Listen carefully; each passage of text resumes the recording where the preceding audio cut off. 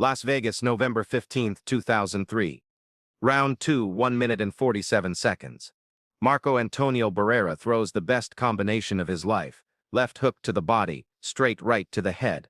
13 years of Mexican warrior precision behind every movement. The sequence that dropped 39 opponents cold. Both punches hit air, and in that moment, watching a Filipino fighter 15 pounds lighter make him look like he's moving underwater, El Terrible realizes he doesn't understand boxing at all. What happened in the next 4 seconds didn't just change the fight, it rewrote reality. But let's rewind 15 minutes. MGM Grand Garden Arena.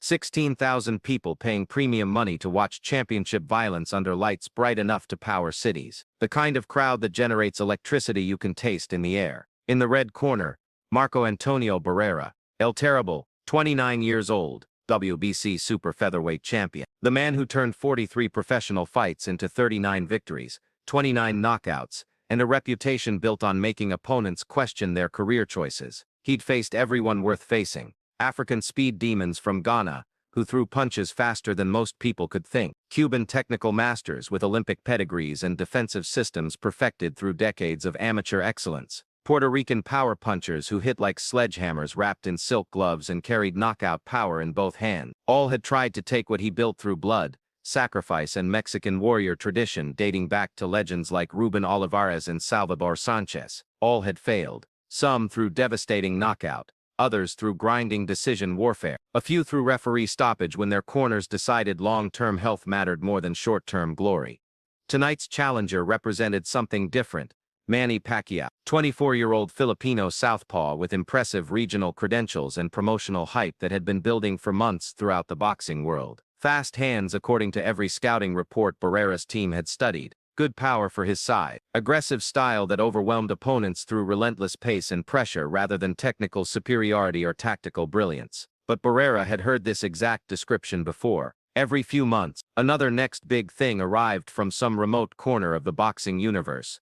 With perfect records against unknown opposition, speed that looked devastating on highlight reels, and the kind of bone-deep hunger that comes from growing up poor in countries where boxing represents the only realistic path to financial security and international recognition. They all arrived in America with impressive statistics, serious promotional backing, and the confidence of fighters who'd never faced truly elite opposition. They looked unstoppable against regional-level competition. They carried themselves like they'd discovered some secret formula for boxing success that established champions hadn't figured out.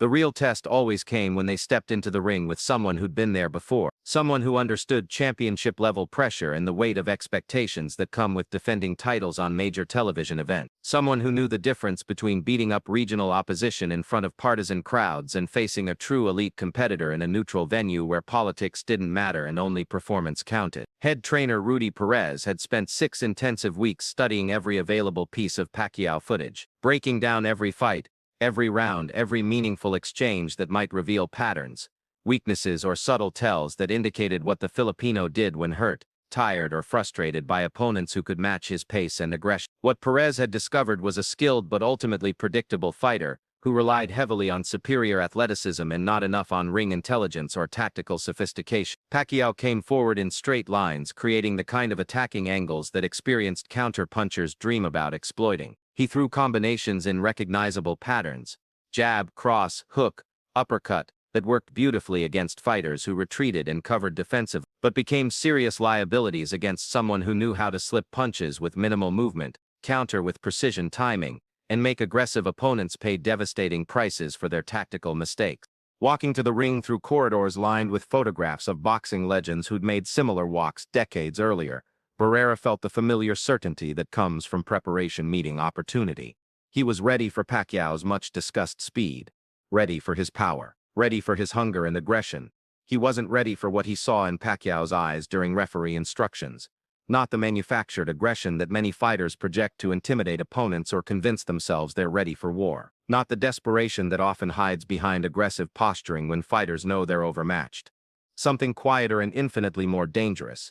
The calm of someone who'd already seen this fight play out to its conclusion and knew exactly how it would finish. Like staring across the ring at a chess master who'd calculated the entire game while you were still trying to arrange your pieces in opening formation. Round 1 unfolded exactly as Perez had predicted in their strategic sessions. Pacquiao came forward in straight lines, trying to establish his rhythm and test Barrera's defensive capabilities through probing jabs and exploratory combinations. Barrera used his superior experience and ring generalship to control distance, establish his jab as the dominant weapon, and begin the systematic process of making the Filipino pay small but meaningful prices for his aggressive tendencies. For the first 2 minutes, everything unfolded according to their carefully constructed plan. Barrera's jab found its target consistently, snapping Pacquiao's head back and disrupting his forward momentum. His footwork kept him in optimal position to counter the Filipino's advances while maintaining the distance necessary for his own offensive weapons to be most effective. His defensive positioning neutralized most of Pacquiao's initial combinations, making them hit gloves and arms rather than vital target areas. Classic Mexican boxing philosophy in action. Pressure meeting counter-pressure, experience controlling and frustrating you, technical precision trumping raw athleticism. But something felt subtly wrong from the very beginning. Pacquiao's punches weren't landing clean, but they were consistently closer to their targets than they should have been based on Barrera's defensive positioning. His footwork wasn't textbook perfect, but he was making adjustments and adaptations faster than fighters at his experience level should have been capable of managing. When Barrera threw his best counters, shots that had dropped bigger, stronger, more experienced opponents throughout his career, Pacquiao was already moving away from danger before the punches reached their intended destinations. Not retreating in obvious or predictable pattern, not running or showing fear of engagement, just occupying different spatial positions with timing so precise and instinctive, it seemed to transcend normal human reaction capabilities.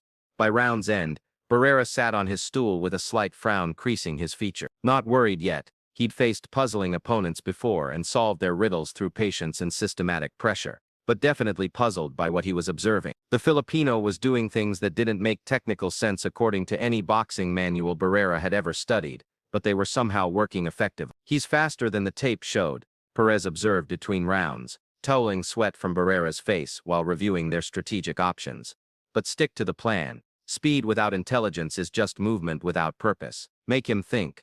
Make him solve problems he's never had to solve before. Force him into positions where experience matters more than raw physical ability.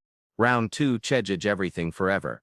Pacquiao didn't come forward in straight lines anymore. He moved at angles that created attacking positions while simultaneously eliminating counter-punching opportunities for his opponent, creating approach vectors that forced Barrera to turn in uncomfortable directions and readjust his stance every few seconds. When the Mexican tried to counter, the Filipino wasn't where he'd been when the counterattack began. Barrera found himself constantly turning and readjusting, unable to maintain his preferred fighting distance, forced to reset his offensive and defensive positioning every few seconds, like he was fighting 3 different opponents who kept changing places without warning. 1 minute 47 seconds into the round, Barrera decided to end this confusion once and for all. He threw his absolute masterpiece, the combination that had worked flawlessly against 39 previous opponents throughout his professional career.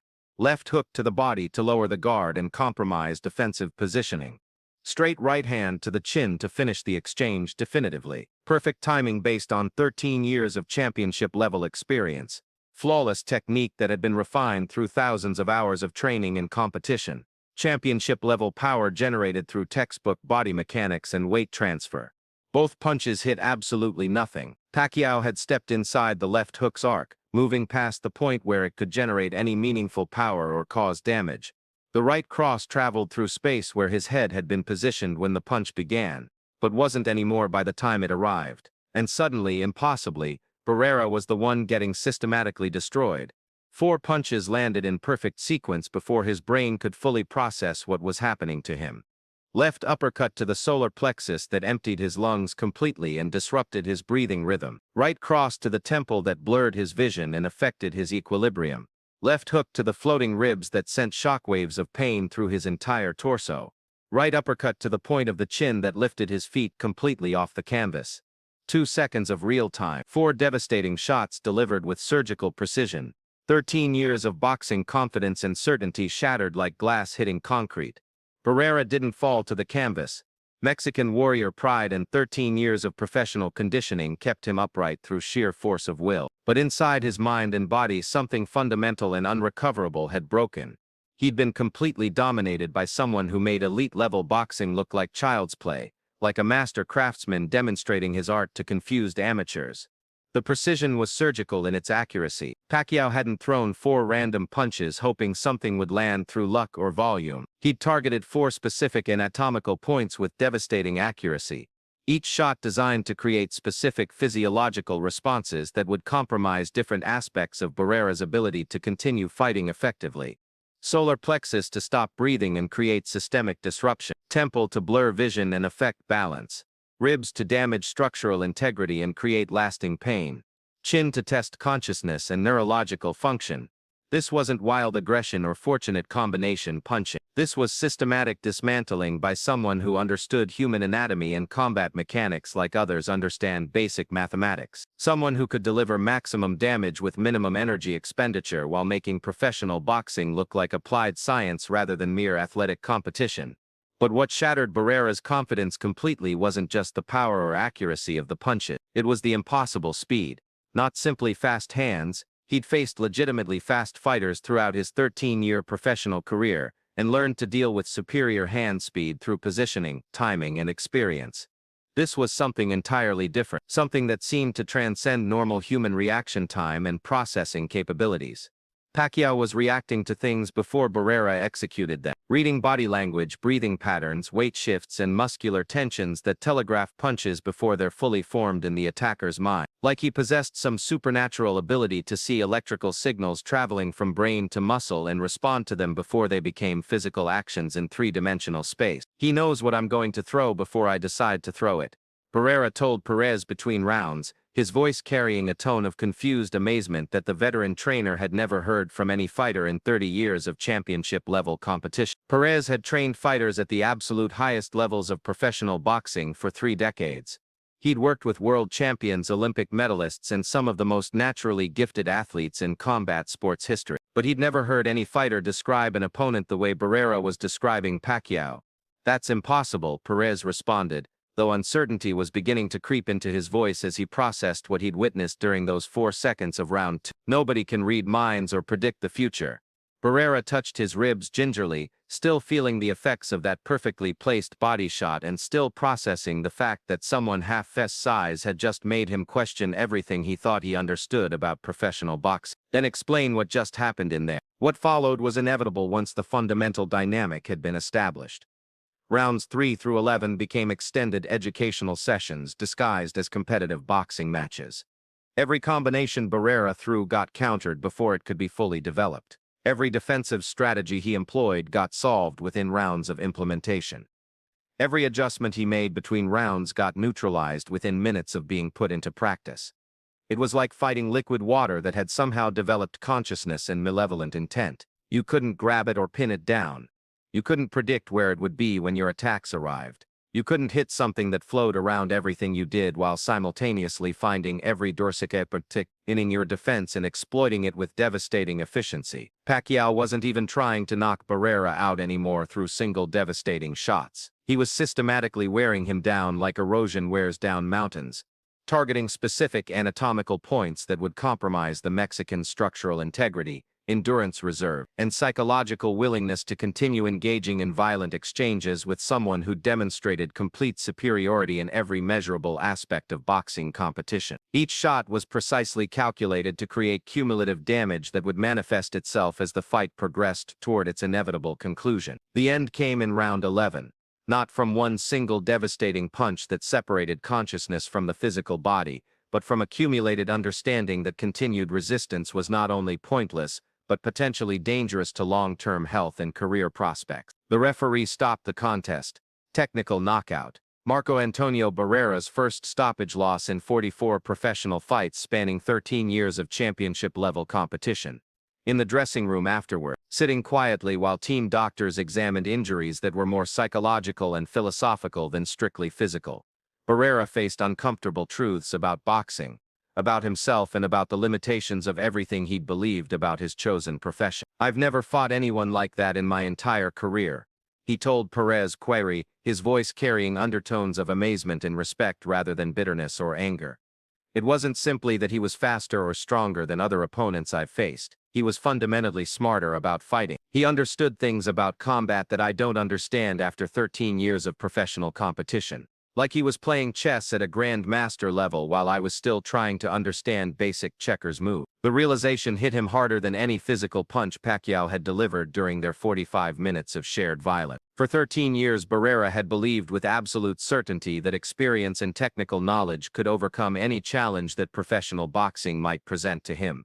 One Filipino fighter had proven that assumption catastrophically wrong. Years later, when boxing historians and journalists asked him to reflect on that November night in Las Vegas, Barrera would describe it as the moment he learned true humility from someone who demonstrated mastery without arrogance. "Manny didn't just beat me that night," he told ESPN's boxing writers in a 2010 interview that became legendary within boxing media circles. "He showed me that everything I thought I knew about boxing was incomplete. It wasn't personal or vindictive. It was purely education. He taught me, through systematic demonstration, how much I still had to learn about this sport I thought I had completely mastered." The loss haunted Barrera for months afterward, but not from wounded pride or damaged ego, though both certainly stung during quiet moments of honest self-reflection. It was the profound questions the experience raised about his understanding of his own sport, about fundamental assumptions he'd built his entire career foundation upon, about the difference between being very good at something